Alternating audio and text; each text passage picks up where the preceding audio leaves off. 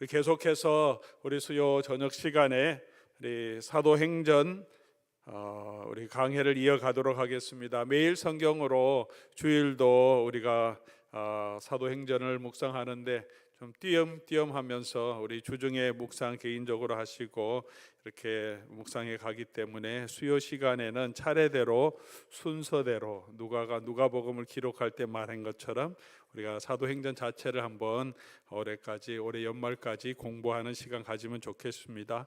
초대교회 시대의 복음이 어떻게 모든 로마까지 확산되었는지 우리 수요 기도의 시간이라 조금 자료를 통해서도 우리 같이 조금 더 살펴보고 또 이 사도행전이라고 하는 이 문서, 역사적인 문서가 우리에게 주시는 또 메시지도 함께 살펴보면서 오늘 이 시대에 우리가 붙들어야 할 하나님 말씀 가지고 또 함께 도전받고 또 말씀의 은혜를 누리는 시간 가지려고 합니다. 오늘은 우리 사도행전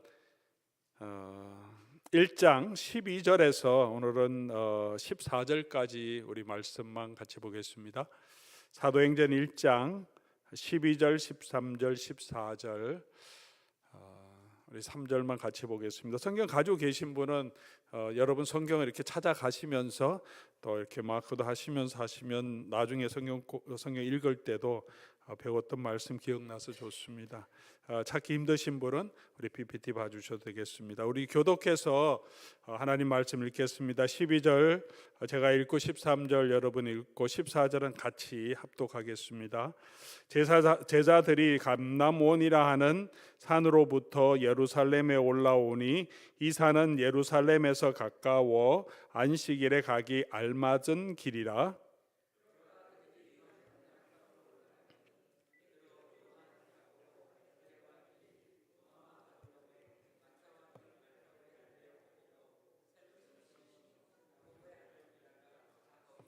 같이 읽습니다. 여자들과 예수의 어머니 마리아와 예수의 아우들과 더불어 마음을 같이하여 오로지 기도에 힘쓰더라. 아멘. 우리 사도행전 1장 우리 예수님의 승천하신 이후의 내용을 12절에 기록하고 있고요. 오순절 임할 때까지 26절까지 오순절 성령이 임하고 이제 성령의 시대, 교회의 시대가 본격적으로 시작되는 그 준비 기간, 새로운 시대의 준비 기간에 있었던 일들 두 가지를 우리에게 기록해 주고 있습니다. 하나는 모여서 기도했다. 전혀 기도에 힘썼다. 그리고 또 한 가지는 가룟 유다가 죽고 12사도 중에 하나 골이 생긴 그 12사도를 보충해서 세우는 이 두 가지 일, 그래서 새로운 시대를 준비하는 시기였다, 그렇게 말하고 있습니다. 오늘은 우리 특별히 기도했던 부분에 대해서 먼저 생각하고 다음 시간에는 왜 12사도 중에 한 사람 빠진 것을 보충하게 되고 이것은 우리에게 어떤 의미가 있는지는 우리 다음번에 같이 살펴보겠습니다. 오늘 먼저 우리 기도에 대해서 살펴보기 전에 오늘 본문 내용 보면 12절에 제자들이 감람원이라고 하는 산으로부터 예루살렘에 돌아오니, 이 감람원이라고 하는 산은 우리가 감람산이라고도 말하죠. 마운트 오브 올리브라고, 올리브가 많이 있고 이곳에 겟세마네라고 하는 곳에서 예수님이 기도하셨고, 겟세마네는 기름을 짜는 곳이라는 뜻을 가지고 있어서 이 올리브가 많이 자라는 이 산에 기름 짜는 곳이 분명히 있었겠죠. 수확하면 그곳에는 예수님이 제자들과 자주 모이던 곳, 그래서 가룟 유다도 알고 있었던 바로 그곳에서 예수님께 오셔서 이 감람산에서 우리 제자들에게 마지막으로 다시 강의하시고 그리고 가르치시고 마지막 사명을 주시고, 우리 누가복음을 보면 예수님께서 그들을 데리고 베다니 앞까지 나와서 손을 들어 그들에게 축복하시더니 축복하실 때 그들을 떠나 하늘로 올려지시니라, 그렇게 말하고 있습니다. 오늘 사도행전은 1장 6절부터 보면 그들이 모였을 때 예수님께 그곳에 계시면서 이제 때와 시기는 너희 알 게 아니고 너희는 내 증인이 되라고 하시면서 9절에 이 말씀을 마치고 그들이 보는데 올려져 가시더니 그렇게 말합니다. 이 장소, 승천하신 장소를 구체적으로 나오지 않았지만 누가복음 24장을 보면 베다니까지, 그리고 오늘 12절 말씀 보면 감람원이라는 산으로부터 했으니까 이 모든 일이 이 감람원이라고 하는 산, 예수님이 자주 모였었던 아마 겟세마네 바로 그곳에서 예수님이 제자들과 같이 모이다가 언덕을 내려오시면서 베다니로 가지 않았을까, 내려오시면서 승천하셨을 것이라고 생각합니다. 제가 지도를 하나 준비했는데 감람산이 또 감람원이 어디 있는지 여러분에게 조금 감을 좀 잡기 위해서 준비했습니다만, 지도가 좀 보이시나요? 작은 글씨는 잘 보이지 않으시죠? 이 내용은 옛날 예루살렘, 예수님 시대 예루살렘 성의 모습이고, 그리고 여기가 헤롯 성전이죠. 가운데 아주 큰 곳이 성전이고, 성전 건너편에 있는 곳이 이쪽이 감람산이 바로 옆에 붙어 있습니다. 조금 지금 예루살렘 지역의 모습인데, 성전산은 지금은 성전이 없고 모스크가 세워져 있는데, 성전산 그곳에 성전이 헤롯 성전이 있던 곳이고, 그 반대편 기드론 골짜기를 넘어가면 감람산 그렇게 되어 있습니다. 감이 좀 잡히십니까? 조금 지금 현재 상황을 보면 감람산이 이 정도입니다. 큰 산이 아니라 우리가 보기에는 뭐 그냥 언덕 같은 산이고, 이 산 언저리에 올리브 나무가 많이 있었고, 지금은 현재 사진이고요.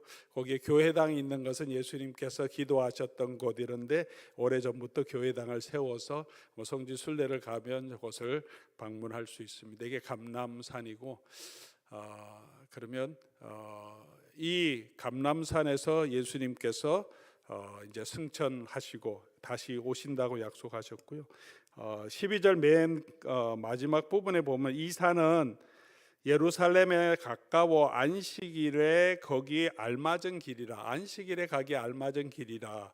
뭐 그렇게 멀지 않죠. 기드론 시내만 넘어오면 바로 갈 수 있는, 그렇게 멀지 않는 길, 안식일에 가기 알맞은 길이라고 했는데, 유대의 그 율법에 구체적으로 나와 있지는 않지만 율법을 지키는, 안식일 지키는 여러 가지 법을 장로들의 전통을 통해서 말하고 있는 내용은, 안식일에는 한 2,000걸음 정도만 걸을 수 있다. 그러면 2,000걸음이면 한 1마일 정도 되고, 한 1.5km 정도.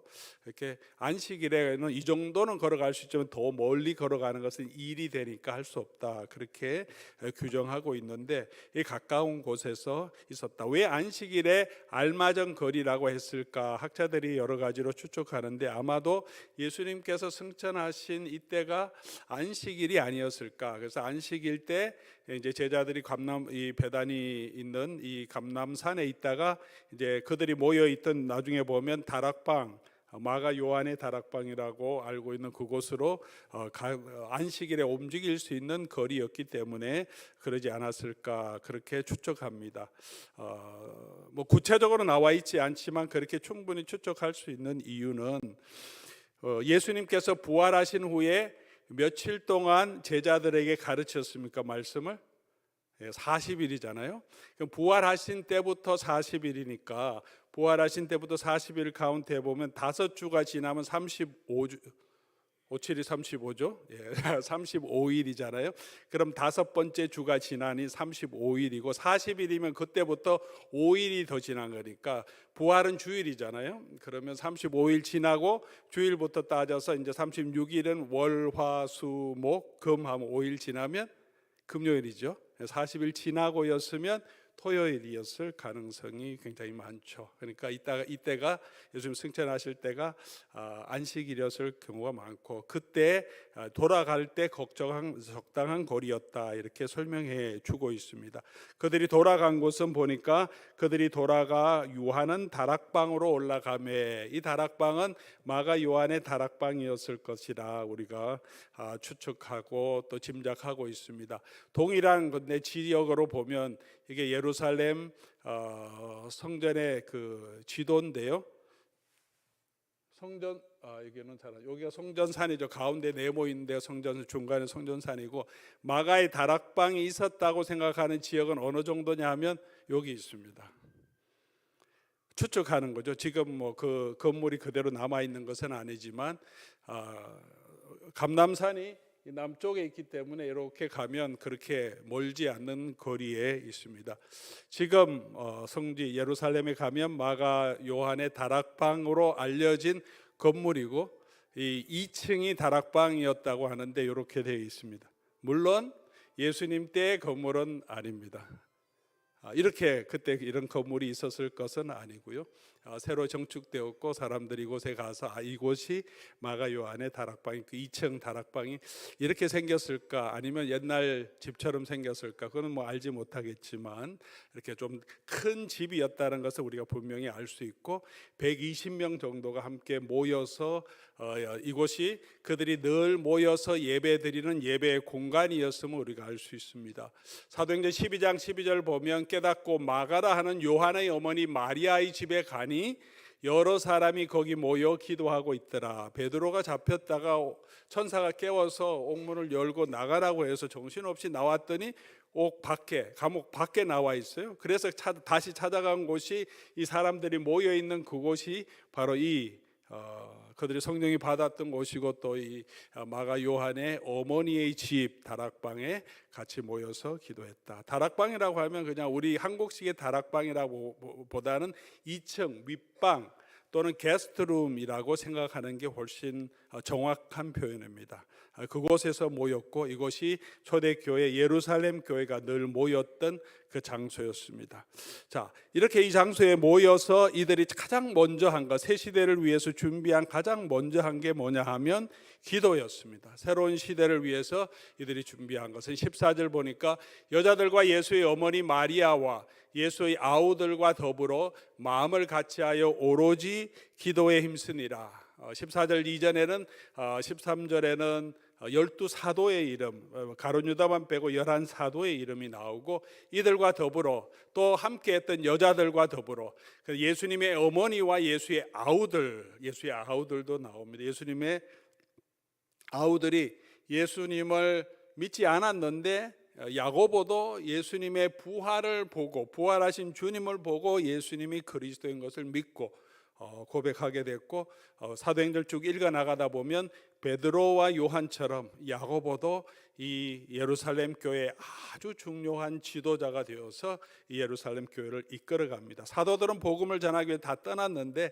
이 야고보는 이 예루살렘 교회 끝까지 남아서 순교할 때까지 이 예루살렘 교회 역사로 말하면 예루살렘 교회의 초대 목회자, 초대 감독이 바로 이 야고보, 예수님의 배다른 동생이었던 야고보입니다. 야고보를 썼던 아주 경건한 사람, 기도의 사람이었던 야고보입니다.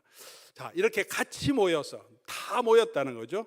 15절 보면 모인 무리의 수가 약 120명 정도 되었다 그렇게 말하는데 이들이 모여서 기도했는데 어떻게 하냐면 함께 더불어 모여서 마음을 같이하여 오로지 기도하기를 힘썼다라고 말합니다.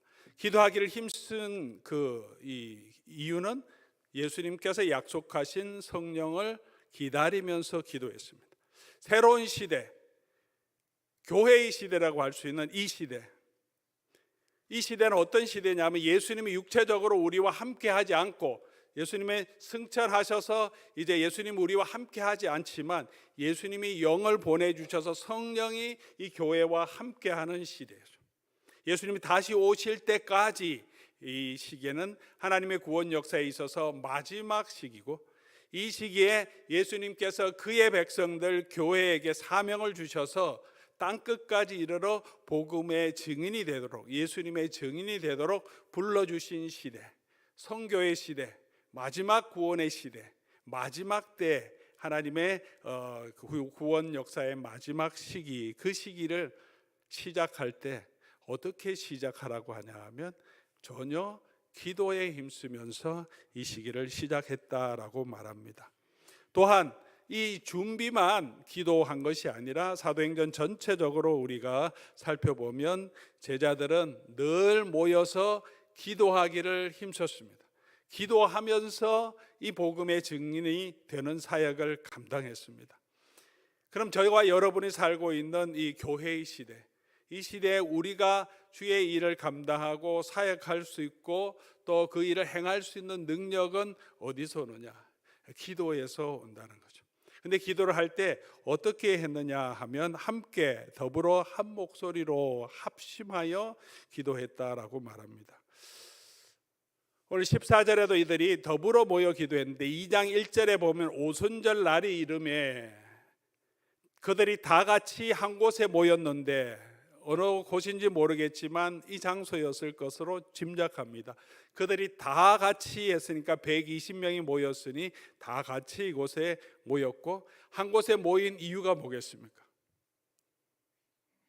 예수님 승천하신 그때부터 계속해서 모여서 저녁 기도에 힘썼기 때문에 다시 가서 숙소에서 잠을 잔 다음에 다시 모여서 기도하기 위해 모였습니다. 그렇게 기도할 때 성령께서 이 교회 위에, 이 공동체 위에 임하시고 성령의 충만함을 받고 담대하게 복음을 전할 수 있었습니다. 사도행전 4장 23절 24절에도 사도들이 노임에 동료에게 가서 제사장들과 장로들의 말을 다 알리니 그들이 듣고 한 마음으로 하나님께 소리 높여 이르되 또 한 마음으로 기도합니다. 고난이 있을 때 함께, 또 고난에서 풀려났을 때 함께 기도하고, 이 마지막에 4장 31절 보면 빌기를 다하며 기도했다는 거죠. 그 전에도 합심해서 한 마음으로 같이 기도하고 있었고, 사도들이 우리 지난주에 살펴봤지만 4장 2장에도 보면 사도들의 가르침을 받고, 초대교회 예루살렘 공동체는 사도들의 가르침을 받고 서로 교제하고 떡을 떼며 전혀 기도하기를 힘썼다. 기도하는 것, 기도에 힘쓰는 것은 초대교회 공동체의 아주 중요한 특징의 하나고 교회가 반드시 해야 할 하나의 중요한 일인데, 어려움이 있을 때 또 사도행전 4장에도 합심해서 기도하니까 어떤 일이 일어났습니까? 다 성령이 충만하여. 기도하는 것은 한 번의 이벤트가 아니고 교회 시대 성도와 교회의 일반적인 하나님의 능력을 받고 하나님의 인도하심을 받는 아주 중요한 채널임을 우리에게 보여주고 있습니다. 지난번에도 제가 설명을 드렸지만 이번 올해 PCA 총회에서 총회 전체가 미국 목사님들 다 모이고, 물론 한국 목사님들도 PCA 소속인 교회 총대들은 같이 모이지만 수백 명이 모여서 같이 총회 석상에서 예배 드리는데 코리안 스타일로 예배를 드리고 코리안 스타일 프레이어를 하겠다, 이렇게 지금 공고하고 준비하고 있습니다. 코리안 스타일 프레이어가 뭐냐 할 때 우리가 보통 주일날 하는 통성기도, 합심기도, 우리가 합심으로 기도하고 맨 마지막에 마무리 기도를 제가 할 때도 있고 대표 기도하시는 분이 또 나와서 주일날도 마무리 기도하고, 우리는 이렇게 합심 기도를 많이 하는데 이분들이 그것을 코리안 스타일 프레이어 그렇게 말하고 있습니다. 오늘 본문 말씀 보니까 이게 코리안 스타일 프레이어가 아니라 아포스톨스, 사도들 스타일의 프레이어, 신약 성경 초대교회 공동체 스타일의 프레이어라고 말할 수 있지 않을까 생각합니다. 한 곳에 모여 합심해서 기도했다, 한 목소리로 기도했다는 것은 그들이 모두 마음을 같이 해서 미국 스타일로 한 사람이 대표해서 기도하거나 또 차례를 정해놓고 이 사람이 기도하고 또 기도 제목을 나누고 이렇게 돌아가면서 기도한 것이 아니라 합심해서, 아마 이 스타일은 코리안 스타일, 지금 우리가 하는 것과 비슷한 스타일로 기도했을 것입니다. 함께 기도한다는 것, 그래서 우리에게 힘을 줍니다. 같이 기도하는, 마음을 합해서 같이 기도할 때 그곳에 성령께서 함께 하시며 능력으로 임하십니다. 초대교회 공동체들은 그렇게 일반적으로 계속 기도하고 성령의 은혜를 받기 위해서 기도하고, 고난당하고 박해받을 때 위축되지 않고 권대하게 계속해서 복음을 전할 수 있도록 그들은 합심해서 기도했습니다. 무슨 말입니까? 계속해서 교회의 시대는 우리가 합심해서 기도함으로 주께서 우리에게 주신 사명을 감당할 수 있다는 것입니다. 코리안 스타일 프레이어는, 이런 합심 기도는 우리가 너무나 잘하는 거고 좋은 전통이고 성경적인 전통임을 우리가 알 수 있습니다. 서구 교회들이 오랜 세월 동안 잃어버렸던 기도의 열정을 우리 한국 교회들이 새롭게 또 도전을 주는 거죠. 이렇게 교회 공동체의 다양한 전통들이 함께 영적인 전통들을 함께 교류할 때 각 교회와 또 역사적인 전통과 민족적인 교회들이 가지고 있는 장점은 서로 교류하고 또 도전을 받으면서 교회가 더 건강하게 세워져 가는 것 같습니다. 기도에는 그런 힘이 있습니다. 함께 기도해야 합니다. 마음을 같이 해서 같은 마음으로 기도해야 합니다. 교회 공동체의 기도의 제목을 가지고 같이 기도해야 합니다. 교회 우리 주일날에는 우리 당노님들이 교회를 대표해서 목회적인 기도, 교회 기도, 회중 기도를 하나님 앞에 올려드립니다. 그 기도도 우리가 마음을 같이 해서 함께 기도해야 됩니다. 장로님들의 기도가 아니라 교회를 대표해서 교회의 기도의 제목을 가지고 그 예배 시간에 하나님 앞에 간구하는 것이니 우리가 같은 마음으로 마음을 같이 해서 기도해야 합니다. 우리 교회 기도의 제목이 있을 때 함께 기도합시다 할 때 우리가 마음을 같이 할 때 그곳에 혼자 하는 것보다 함께 기도할 때 그곳에서 성령의 능력의 역사도 훨씬 더 강하게 나타나는 것을 볼 수 있습니다. 어떤 경우에든지 교회의 역사를 통해서 Great Awakening, 큰 부흥의 역사가 일어났을 때는 언제나 그 공동체가 합심해서 회개하면서 합심해서 모여서 기도할 때 그 부흥의 역사들이 일어났습니다. 우리가 한국 역사에서 시작되었던 평양 대부흥 운동도 기도의 운동이었습니다.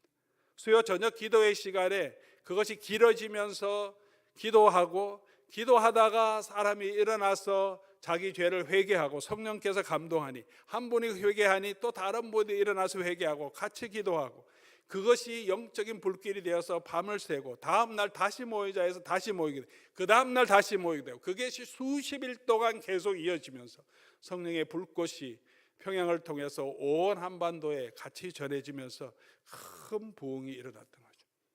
부흥의 역사입니다. 개인의 부흥도 힘을 다해서 기도할 때 일어납니다.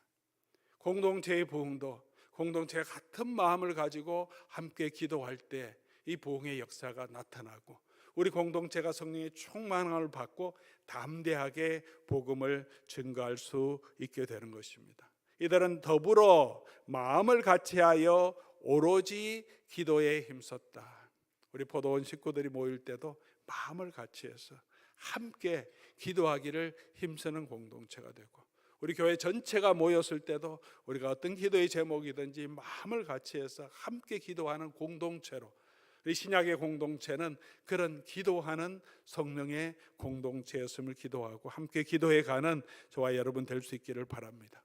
우리 기도의 방법은 전혀 힘쓰다 프로스카텔레오라고 하는 이 헬라어 단어를 사용하는데 예수님이 겟세마네 동산에서 땀이 떨어지는 핏방울 같이 될 정도로 집중해서 애써서 기도하는 합심해서 기도할 때 그런 전혀 기도에 힘썼다는 것은 그런 의미가 있습니다. 그냥 하니까 습관적으로 하는 것이 아니라 우리가 이 기도에 힘을 썼다. 기도가 가장 우선순위가 되었다는 것을 의미합니다. 새로운 시대, 이 교회의 시대를 우리가 이끌어가는 것, 예수님이 다시 오실 때까지 우리 교회가 주께서 우리에게 주신 사명, 선교적인 사명을 감당해야 되는데 어떻게 감당할 것인가 기도해야 합니다.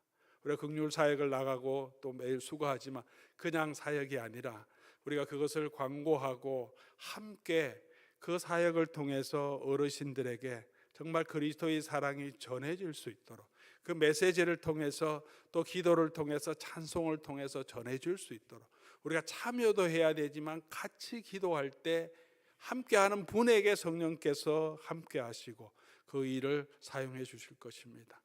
우리가 하는 교회의 모든 행사를 통해서 또 해외 단기 선교, 또 아마존 단기 선교, 또 멕시코 선교를 통해서 같이 기도하고 선교사님을 위해서 함께 기도하는 그 시간들이 정말로 귀중한 시간이고 정말 우리에게 필요한 시간이고 우리가 하나님의 능력으로 우리가 채워지는 시간인 줄 믿습니다.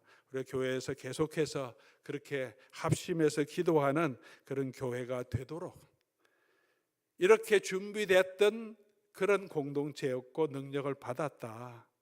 그러니까 여러분들도 계속해서 이렇게 합심해서 기도해야 합니다. 이것이 이 성령의 시대, 이 교회의 시대의 성도들이 교회가 행하는 능력, 하나님의 능력을 받는 길이고 그 일을 하는 방법입니다라는 것을 보여줍니다. 기도는 예수님의 명령이기도 합니다. 누가복음 11장 보면 예수님께서 밤중에 벗이 있는데 벗이 손님이 왔어요. 먹을 것이 없어 자기 친구에게 가서 떡을 좀 달라 그렇게 간구하는데 밤이 이미 지났잖아요. 다시 일어나서 주는 게 너무 귀찮지만 간청하여서 구하니까 내가 너희에게 말하노니 비록 벗됨으로 인하여서는 일어나서 주지 아니할지라도 간청함으로 인하여 일어나 그 요구를 줄이라. 이 비유를 하시면서 이제 예수님이 하고 싶은 말을 하시는 거죠. 9절부터 내가 또 너희에게 이르노니 구하라. 그리하면 너에게 주실 것이요 찾으라. 그리고 문을 두드리라. 어떻게 간청하는 마음으로 이 손님을 대접해야 되는데 나는 아무것도 없어. 이 친구는 분명히 있고 내가 꼭 해야 되는 일이기 때문에 그런 간절한 마음으로 구하면 잠자리에 들어갔던 친구도 간청함 때문에 말을 들어주는데 우리의 하나님은 그런 친구 정도가 아니지 않느냐. 하늘에 계신 너희 아버지께서 너희가 구하는 것을 주시지 않겠느냐. 그리고 그 구하는 것이 무엇입니까? 그 구하는 것은 성령이라고 말합니다. 좋은 것이죠. 내가 원하는 것, 무조건 달라고 떼쓰는 것이 아니라 정말 중요한 것. 이 사도들이 성령을 달라고 함께 모여서 기도했습니다.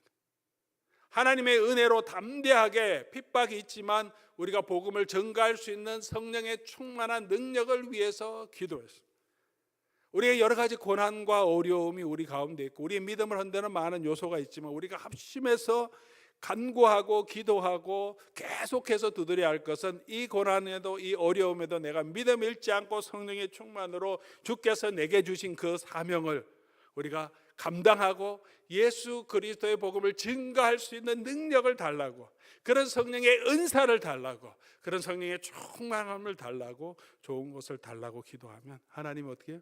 반드시 들어주신다고 약속해 주셨습니다. 강청하라고 말합니다. 누가복음 18장에도 1절에서 8절까지 보면 과부와 재판장의 비유를 하시면서 7절에 여기는 제가 준비를 안 했네요. 7절에 보면 하물며 하나님께서 그 밤낮 부르는 택하신 자들의 원한을 풀어주시지 않겠느냐. 과부가 원한이 있었어요. 재판장에 가서 얘기하는데 안 들어줘요. 과부고 힘도 없으니까. 그래서 계속 와서 얘기하니까 짜증이 나서 그래 뭐냐 이렇게 해서 들어줬다는 거죠. 하물며 너희 하나님 아버지는 이런 악한 재판장보다 우리 하나님은 의로우신 하나님, 우리를 사랑하시는 분 아니냐. 그럼 우리가 하나님께 간구하면 하나님이 들어주신다. 그러면 또 이 배경을 봐야 되죠. 무조건 내가 원하는 거 달라고 간청하면 그러면 얻을 수 있다, 그 말씀이 아닙니다. 이 과부가 무엇 때문에 기도합니까? 억울한 것이 있어서, 원한이 있어서. 이 세상이 공평치 못해요. 가난한 사람에게 공평치 못하고 돈 가진 자, 힘 있는 사람이 괄시하고 그걸 돌봐주는 사람이 아무것도 없어요. 공의를 행해야 되는데 재판관도 신경도 쓰지 않는데 깡청하면 그것 때문에라도 조금은 듣고 악한 관리도 거기에 조금은 반응한다. 우리가 이 땅에 살아가고 있는 사람들, 주의 복음으로 이 땅을 살아가고 있는 사람들이 얼마나 많은 원한이 많습니까? 예수 그리스도 때문에 욕도 당하고 손해도 당하고 우리가 포기해야 할 것도 많고, 초대교회 공동체도 예수님도 돌아가셔 십자가에서 희생양이 되셔서 돌아가셨고, 제자들도 그렇게 고난을 당하고 박해를 당하면서 재산을 잃고 감옥에 갇히고 사람들의 비난을 당하면서 예수 그리스도의 이름 때문에 우리가 고난과 박해 또 모욕을 당하는 것이 얼마나 많은가. 그런 원한이 있을 때 하나님 앞에 나아가서 간구하면 뭐예요? 하나님 반드시 의로운 재판장이 되어주셔서 그 원한을 갚아주신다는 거예요. 이 땅에 있는 모든 악한 것들, 이 땅에 있는 모든 부조리, 모든 억울한 것들, 우리의 눈물, 우리의 고통들을 우리 복음 때문에 당하는 것이라면 하나님 아버지께 간구하면 하나님께서는 반드시 그것을 갚아주신다. 낙심하지 말라고, 그 의로운 재판장이 되신 하나님을 바라보고 하나님께 기도하며 걸어가는 그런 하나님의 사람이 되라, 그렇게 말씀하시는 거예요. 무조건 내가 원하는 것 다 간구하면, 강청만 하면 하나님 무조건 다 들어주시는 그런 하나님을 지금 얘기하시는 것이 아닙니다. 속히 풀어주겠다. 근데 맨 마지막에 예수님이 이렇게 말씀하시고 8절에 보니까 너에게로는 속히 그 원한을 풀어주리라. 그러나 인자가 올 때 세상에서 믿음을 보겠느냐. 무슨 말입니까? 인자가 올 때, 예수님이 다시 재림하실 때 믿음을 보겠느냐. 이 예수님의 재림의 기간이 길어지면 길어질수록, 더디 오면 더디 올수록 우리가 이런 세상의 불의, 고통, 어려움 때문에 하나님이, 예수님이 빨리 들어주시지 않음으로 인하여서 낙심하고 믿음을 떠날 그런 사람도 많이 있을 것이다 라고 말하며, 왜 말씀하십니까? 그러지 말라고. 예수님 반드시 다시 오시고, 반드시 다시 오실 때는 지금도 갚아주시지만 다시 오실 때는 모든 악한 사람, 특별히 교회의 원수된 모든 이 세상의 주권자들, 악한 선지자들, 그리고 사탄, 그리고 죽음, 사망도 모두 불못에 던지시고 그의 백성을 구원해 주시고 공의로 심판하신다고 약속해 주셨습니다. 그때까지 우리가 소망을 잃지 말고 우리 의로우신 예수님, 다시 오실 예수님 바라보면서 기도하면서, 우리가 간구하면서 합심해서 기도하면서 나가는 공동체가 되면 하나님께서 그 교회와 함께 하시고 그 교회를 승리케 하시는 모습을 이 사도행전에서 우리에게 보여주고 있습니다. 이 연약한 공동체가 예수 그리스도 돌아가신 다음에 정말 120명 연약한 공동체가 합심하여 기도할 때 성령의 충만함을 받고 담대함으로 핍박에도 불구하고 복음의 증인으로 평범한 사람들을, 학문이 없는 사람들을 하나님이 들어서 하나님의 말씀을 주시고 담대하게 복음을 선포하게 하시며 교회가 이 세상의 모든 제국을 이기게 하신 것처럼 계속해서 지금도 하나님은 그 교회와 함께 하시고, 인간의 눈으로 보기에는 연약하고 우리 자신도 연약한 사람이지만 하나님 앞에 엎드려 기도하는 교회가 될 때 하나님께서는 그 사람을 들어서 성령의 능력을 주시고 주의 일을 감당하게 하신다. 그렇게 우리에게 보여주시는 것입니다. 사랑하는 우리 교우 여러분, 우리가 계속해서 그렇게 마음을 합해서 이 복음을 위해서 하나님의 능력을 받고 예수 그리스도의 더 온전한 증인이 되기 위해서 기도하기를 힘쓰는 그런 교회 될 수 있기를 바랍니다. 기도의 때마다 우리가 더 많이 우리가 마음을 합해서 같이 모이고, 기도할 때마다 더 애를 써서 같이 마음으로 함께 기도하는, 그냥 하자고 하니까 하는 것이 아니라 예배 시간에든 어쨌든 우리가 마음을 합해서 한 마음으로 같은 목소리를 내서 함께 기도할 때 땅이 진동하는, 성령의 충만히 임하는 그런 축복을 주신다고 약속해 주셨습니다. 기도할 때마다 함께 힘쓰는 그런 교회로, 그런 성도로 세워질 수 있기를, 그래서 하나님이 주시는 위로와 능력을 경험하는 저와 여러분 될 수 있기를 주의 이름으로 간절히 소원합니다. 우리 오늘 말씀 기억하시면서 우리 오래된 찬송이 좀 한번 찬송하고 기도하면 좋겠습니다. 기도할 수 있는데 왜 걱정하십니까? 여러분 삶의 여러 가지 어려움들, 또 기도의 제목이 있는데 기도할 수 있다는 것, 우리 하나님께서 우리의 기도를 들어주신다는 것을 기억하고 또 성령의 충만함, 능력을 간구하면서 우리 같이 한번 기도하면 좋겠습니다.